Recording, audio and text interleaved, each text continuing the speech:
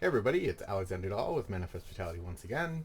So keeping with the schedule, we got another interview ready to go, and so we'll just go ahead and get straight into it. Here you go. All right, bye. All right, so I'm currently on the phone with Reuben. He's another one of the musicians that reached out to me about the interview series going on. So I'm going to go ahead and give him the opportunity to introduce himself. Hi, everybody. I'm Reuben. I'm a musician. I've been playing for about 26 years and love what I do. I play even more today than I did when I was a kid. Yeah, I don't know. It's about all. Okay, sure. Love rock and roll, and Excellent. So I always like to start at the beginning. What did you first experience in music that really had an impact on you? What about it was really important to you? well, my first musical memories are probably like the Michael Jackson Bad and the Thriller albums back in the late '80s. And probably the most important aspect is the empathetic aspect of the dancing and the singing along. You hear the beat and you just want to move to the rhythm, and then you hear the vocals and you just want to sing that song with the person. It's sort of how we get together as humans. How we hear that rhythm and we want to dance. Absolutely. So, how did you kind of take your first steps into participating in that? Well, I went to a summer camp when I was younger, and so one of the camp counselors, the older the teenage kids, they had guitars, and I was sort of like, oh, what's that? And they were one of them was nice enough to show me. I think it was "Come as You Are." I learned "Come as You Are," and I learned the Hey Joe" riff, and sort of learned those and practice. I sucked, but I practiced and practiced, and could do it a little bit, and was like, oh wait, I want to do this. Yeah, so I Okay. got my first guitar for my 13th birthday, and then that was the end of that. Sure, definitely. And so, how long would you say it took you to, learn enough about playing guitar that you actually felt comfortable beginning to write and express yourself with the guitar? Uh, I was pretty lucky. So I started playing sort of like the middle of grade 8 when I was 13, and I sat down in the beginning of grade 9 with a songwriter, with a guy who'd been playing guitar for about my length, but he was writing songs, and I knew a couple chords, and we sort of got together in a band right away. So for me, it was sort of like 6 months, and I was right into writing. But I guess we didn't play our first show for 2.5 years or so. So I guess a couple took us a couple years to really get to get our the our playing ability up to where we were actually expressing what we wanted to express. And so, was that kind of like your first experience in putting like a band together, kind of thing? Was like a high school garage band sort of stuff? Yeah, that was sort of my first experience. Yeah, so we got right together. Started second or third week in grade 9. We were jamming in my dad's basement, and sort of putting riffs together and being like, oh, hey, what about this and what about that? And we would I remember early on we would talk about the path through a song, and we would try to come up with a verse and a chorus and a bridge, and try to get that verse chorus bridge chorus thing going. And we finally got through a couple songs, and all of a sudden it's like, hey, wait a minute, we got 5 or 6 songs we play together. Sure. So, how far did you take that first experience? What are some stories about the development of that band? So with that band, we played together for I guess about 3 4 years till we were 17 18. We played a few shows. Like, I don't think we ever pressed a record, but we did a little bit of recording. Remember, we recorded in like a church basement with a friend's older brother. Had like a little like a Foss X16 channel reel to reel machine that we used. Hmm. And so we did press an album. We did do an album, but we never mastered it, or Preston or anything. We played a few shows around Toronto. Like we played at the remember my first show ever was in 1998, maybe at the Reverb, the Okay. old Reverb, the old Big Bop down in Queen of Bathurst. And yeah, and so we played a couple shows and had some fun. But yeah, it was pretty amateur. I don't Sure. think we. So how did you kind of progress on from that experience? Did you kind of get a better sense of the kind of band that you wanted to be in? Yeah, well, I spent a little while sort of trying to find myself after that. Like I went, I, so I grew. So when I was lucky, I grew up with this great songwriter, and so I was sort of like the lead guitar player, backup vocalist. But then as time went on, I started to find my own voice and started writing a little poetry and doing some stuff. And as I reached my 20s, I became a singer and sort of went down that road. And I haven't since my 20s, I've sort of almost always been the front man guitar player of a band.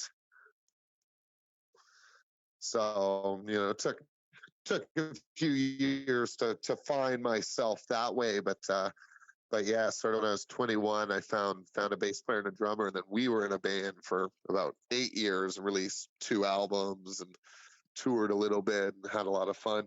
Okay. And so once you kind of were in there, you got your feet wet, you've got your tour legs going. How did you kind of envision yourself and where you wanted to get your talent and then also your band to? Well, we always, back when we were 20, the vision was always, rock stardom was to tour the world and play for tens of thousands of people and make millions of dollars and sell out stadiums and t-shirt stands and that sort of thing, Mm-hmm. to be the next Nirvana or whatever the case may be. So we always had those high dreams when we were younger. And then as you grow older, it's sort of it's more about having fun and making a living at it. Mm-hmm. But yeah, in those younger days, it was definitely the vision was full on rock stardom. Sure. And how did that evolve? Where do you think you're on that scale now in terms of like ambition? In terms of ambition, I've sort of turned it into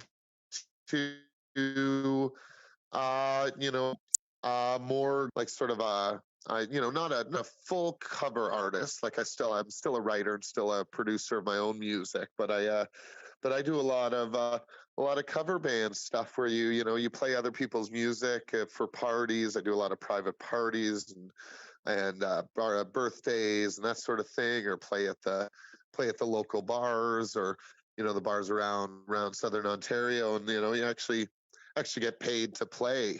Where Mm-hmm.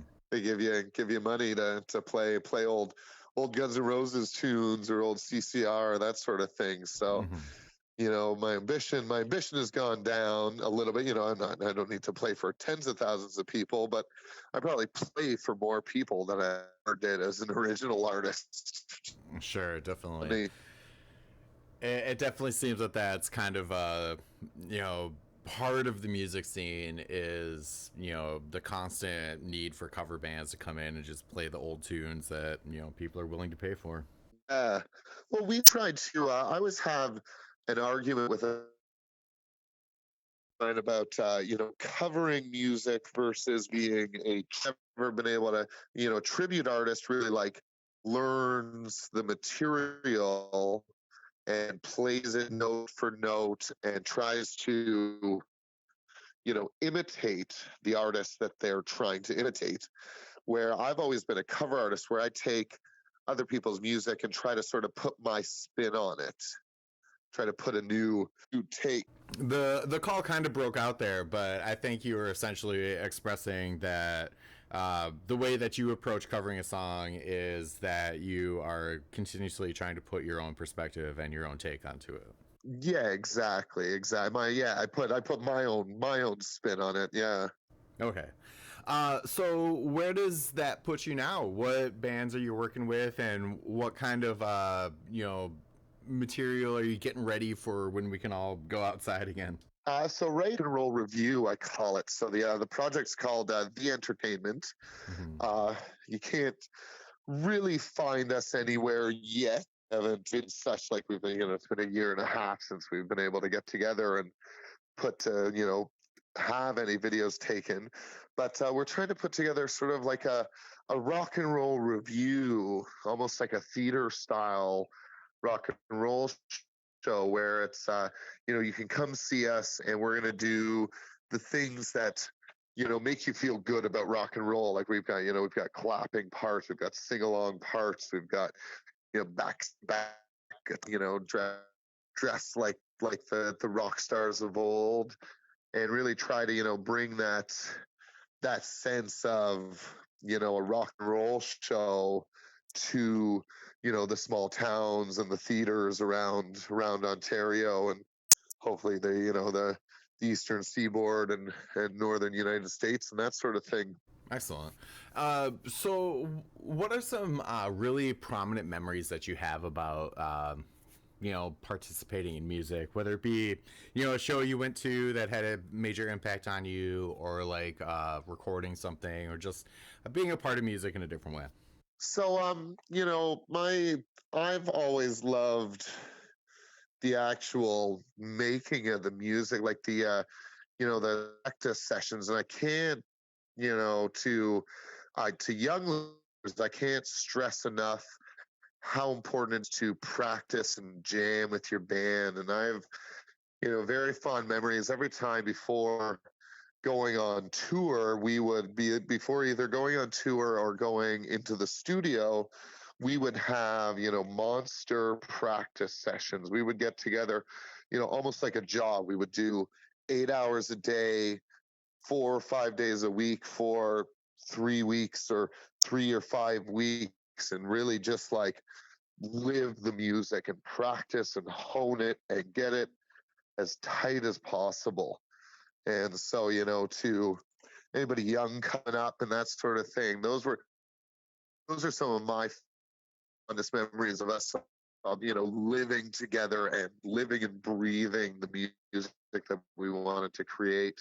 Mm-hmm. And in fact, to our vision, you can never really get your vision into reality, but you can come pretty close if you work real hard. And so, again, I some of my fondest memories are those times, pre-tours and pre-recording, where we would just, you know, envelop ourselves in music and Mm-hmm. focusing on the goal at hand. Sure. It definitely gives you a new perspective on the people that you're making music with when you're spending that amount of time with them. But yeah, let's just say lots of bands, not mine personally, but lots of bands have broken up in those sessions. Yeah, yeah, definitely. you gotta you gotta live. Well, awesome. That sounds very cool. What are some links where people can take a listen to your stuff and check out what you're doing now? So yes, you can find me. I'm not on Spotify as of right now or Bandcamp, because some of my a lot of my old albums were done with multiple people, and we're still working out what the best way to re-release it is. So that everybody gets their fair share, and we're promoting everybody. And some people have different ideas of how they want stuff released. But you can find a lot of video of me on YouTube. You can search Reuben, Reuben, and I'll be one of the first people to show up, and that'll show up on that'll be my entertainment page, or you can search the entertainment and Reuben and find me there. Another place you can find me is on SoundCloud. And so soundcloud.com/Bacchanalia Baby, which is Bacchannalia, and then baby. And that'll be my last original band, Bacchus. That's their SoundCloud page. So you can find me there as well for some for some of my old album work. Excellent. And so I always like to give the person I'm interviewing the opportunity to put out like their last words. So like a message that you kind of feel resonates with you.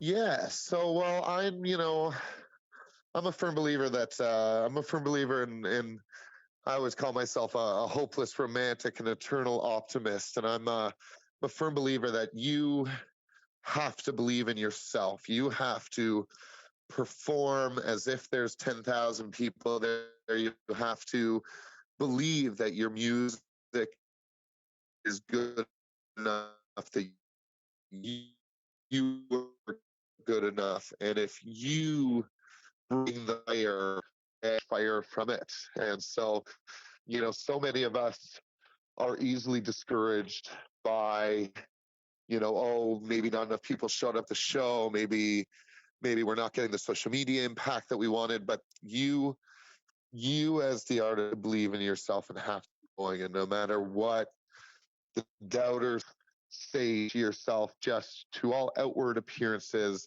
believe and do it, and just continue.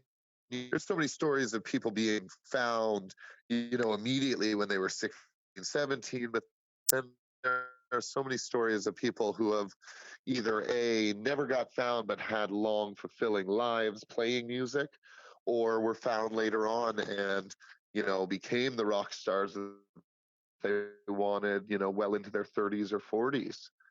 And so if you bring a fire, if you believe, if you do it to the best of your ability, full force all the time, only good can come of that.